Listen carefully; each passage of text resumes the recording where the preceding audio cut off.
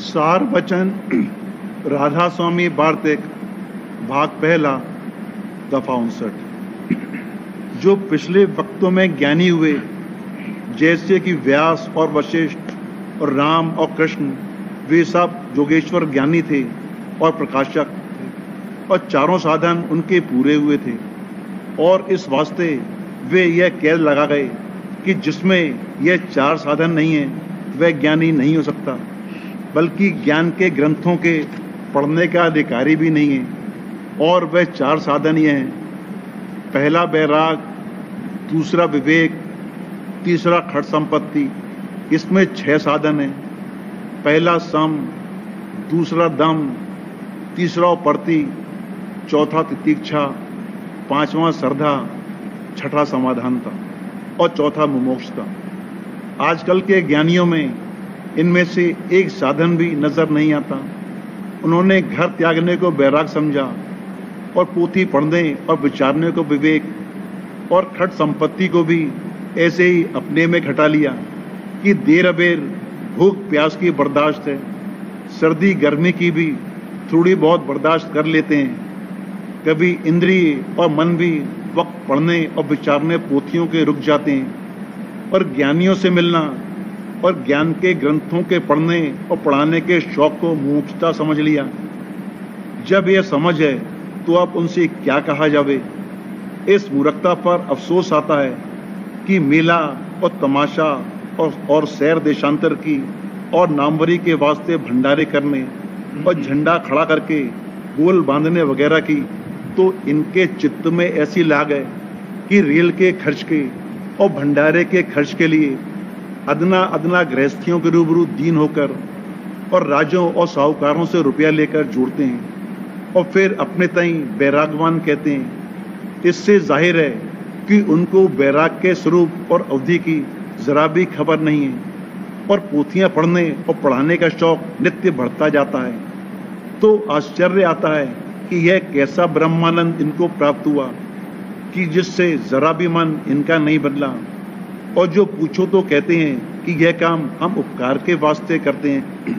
यह कहना उनका साबित करता है कि उनको यह भी मालूम नहीं है कि उपकार किसका नाम है। जो कोई ज्ञानी है वह जीवों के कल्याण करने के लिए समर्थ होना चाहिए। जीवों को बंद से छुड़ाकर मोक्ष पद में पहुंचाना, इसका नाम उपकार है। और विद्या पढ़ाकर लोगों को अहंकारी बनाना और खाना खिलाना और मंदिर और बाग और धर्मशाला बनाना और सदा व्रत लगाना, इसका नाम उपकार नहीं है। ऐसे उपकार के वास्ते तो साहूकार और राजे पैदा किए गए, न कि ब्रह्मज्ञानी। ब्रह्मज्ञानी को तो चाहिए कि जीवों को उनके मन और इंद्रियों के बंधन से छुड़ाकर उनके निस्वरूप को लखाना और उसमें पहुंचाना, ताकि आवागमन से रहित हो जावें और कष्ट और कलेश की निवृत्ति हो जावे। सो यह बेचारे क्या करें? उन्होंने अपने जीव का कल्याण तो किया ही नहीं, दूसरे का क्या कल्याण करेंगे?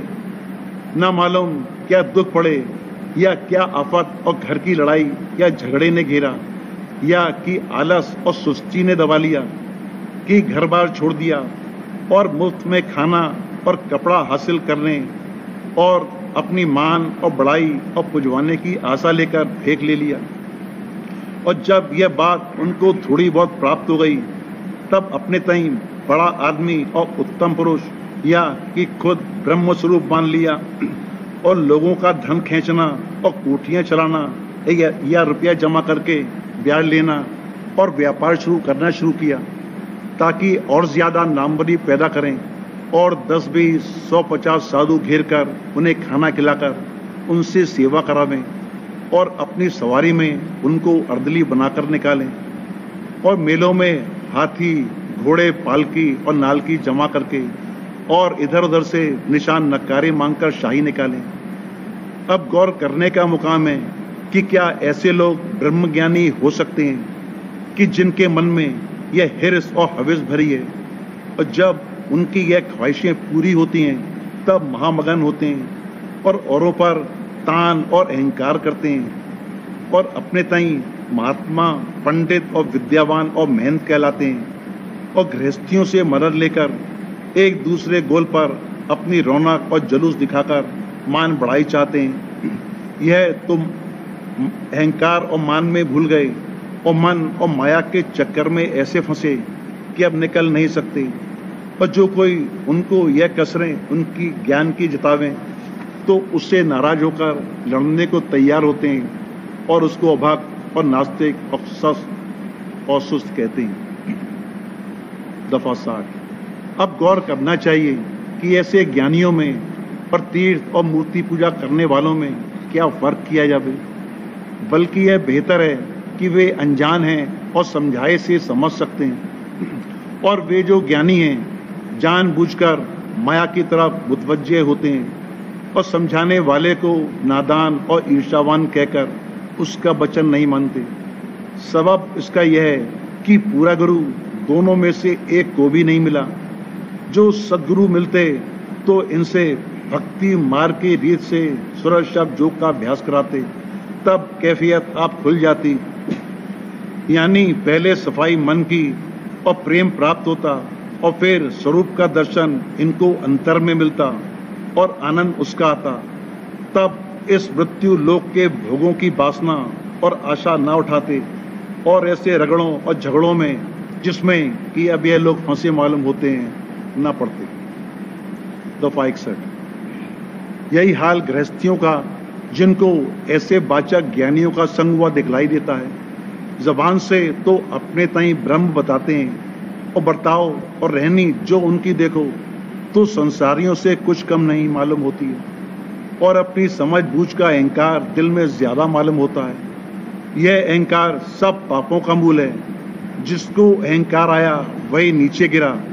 फिर जैसे यह और जैसे इनके उस्ताद सिखाने वाले भेक और पंडित दोनों काल और कर्म और माया के चक्कर में पड़े और आइंदा अपनी अपनी करने का फल भोगेंगे, इस रीत से उनका उद्धार या मुक्ति नहीं हो सकती।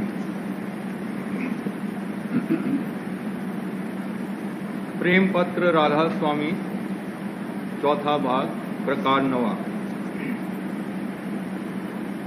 दुनिया में जहां जिसका प्यार है वही उसका चित्त जाता है और चित्त के साथ वो आप मौजूद है। जो दुनिया से छूटना चाहे उसको चाहिए कि अपने चित्त को प्यार के साथ कुल मालिक राधा स्वामी के चरणों में बारंबार जोड़े।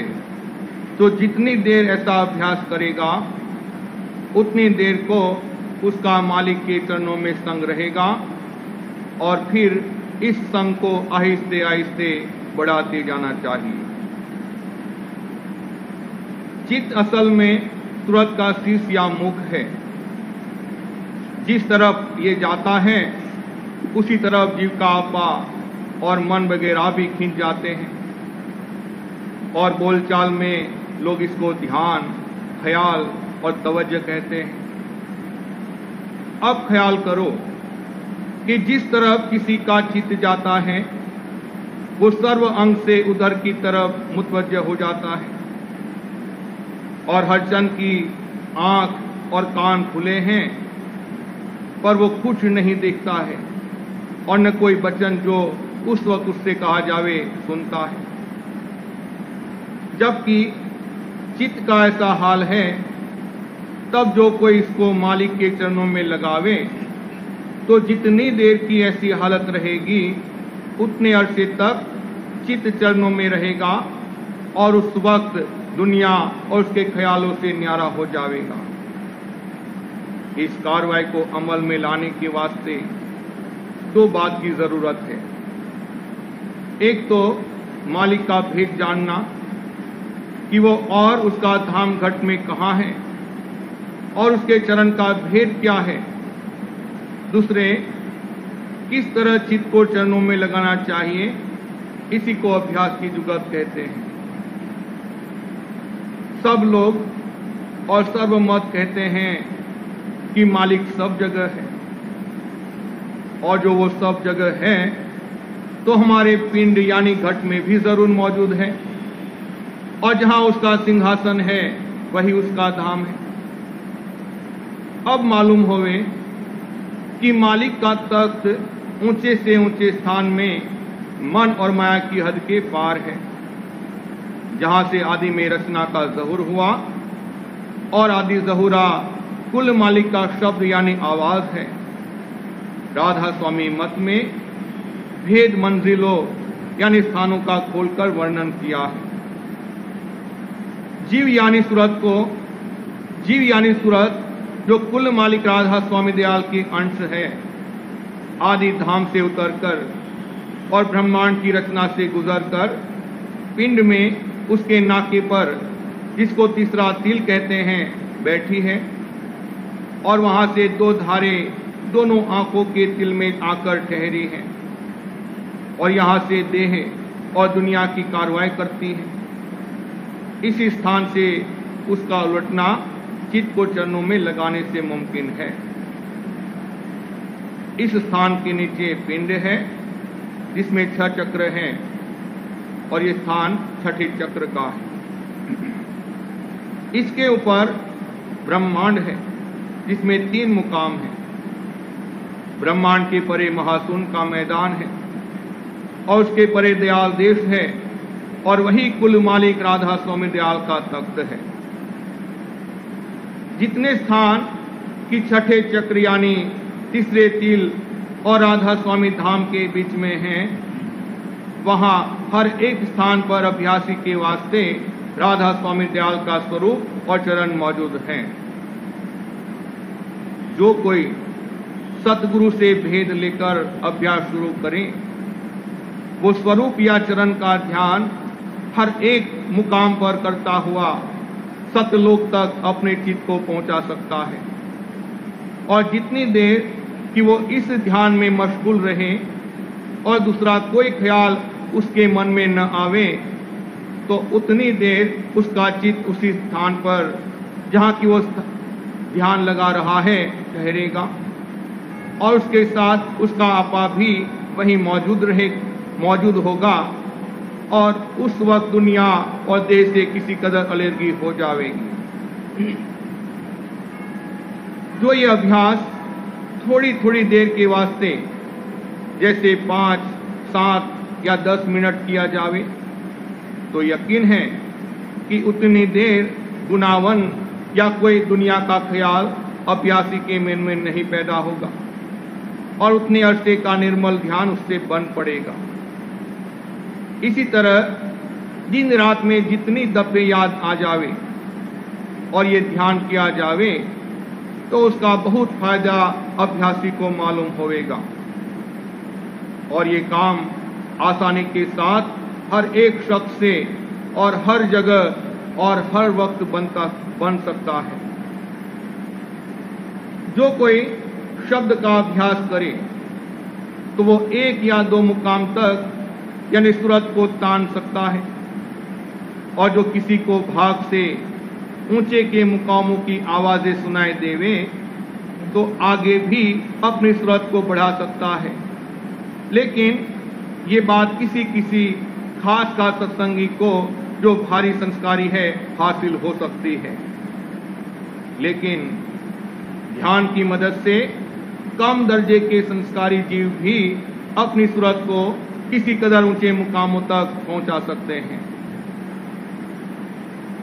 जो कोई ध्यान के साथ अपने चित्त को चरणों में जोड़ेगा और यह अभ्यास दिन रात में कई बार शौक के साथ करेगा, तो उसके मन और सूरत का मुख्य अंग ऊंचे के मुकामों में बार बार फेरा करने से निर्मल और निश्चल होता जाएगा और कोई अरसे के बाद हालत ऐसे अभ्यासी की बदलती जाएगी, यानी चरणों में राधा स्वामी दयाल और संत सदगुरु के प्रेम बढ़ता जाएगा और संसार की तरफ से चित्त उदास होता जाएगा और फिर शब्द का अभ्यास भी ज्यादा दुरुस्ती और आसानी से बन पड़ेगा।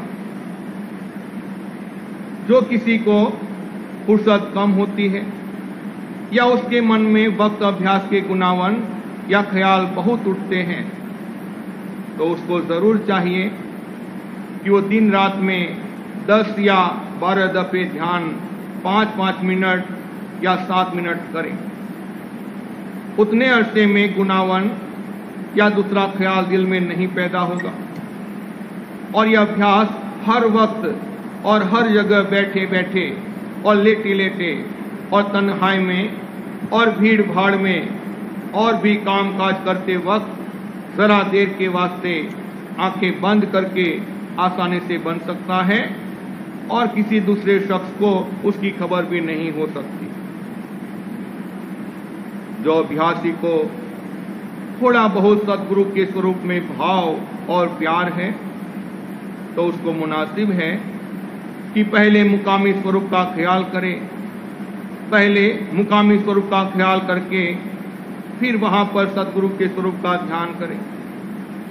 इससे मन जल्दी निश्चल होकर शौक के साथ अभ्यास में लगेगा और कुछ देर तक मुकाम पर ठहरेगा। लेकिन जो कोई मुकामी स्वरूप का ध्यान करना चाहे तो कुछ हर्ज नहीं है, और जो वो थोड़े शौक से ये काम करेगा तो मौज से उसको उस स्वरूप का दर्शन अभ्यास के समय स्वप्न में कभी कभी मिलेगा और फिर प्रीत भी बढ़ती जाएगी। इसी तरह जो कोई सद्गुरु के स्वरूप का ध्यान करेगा तो उसको भी मेहर और दया से कभी कभी अंतर में दर्शन मिलेगा और शौक और प्यार बढ़ता जाएगा कि जिससे अभ्यास आसानी और दुरुस्ती से बनेगा। जो कि दुनिया और उसका सामान नाशमान है और जीव की देह भी छिन्न भंगी है।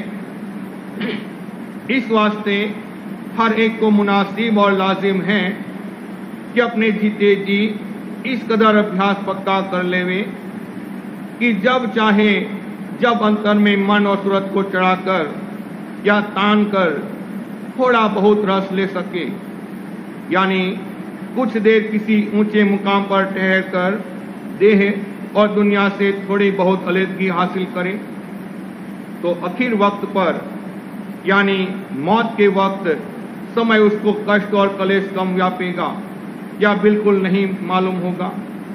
और इसी तरह किसी सख्त तकलीफ या दुख के वक्त भी जिंदगी में इसी अभ्यास से बहुत फायदा हासिल होगा, यानी वो तकलीफ और दुख कम व्यापेगा। इस कार्रवाई के दुरुस्ती से बनने के वास्ते अभ्यासी को जरूर चाहिए कि कुल मालिक राधा स्वामी दयाल और संत सद्गुरु की शरण लेकर और उनकी मेहर और दया का आसरा और भरोसा मन में रखकर अभ्यास शुरू करे तो उसका कार्य सब तरह दुरुस्त बनेगा और अभ्यास में रस और आनंद मिलता और बढ़ता जाएगा।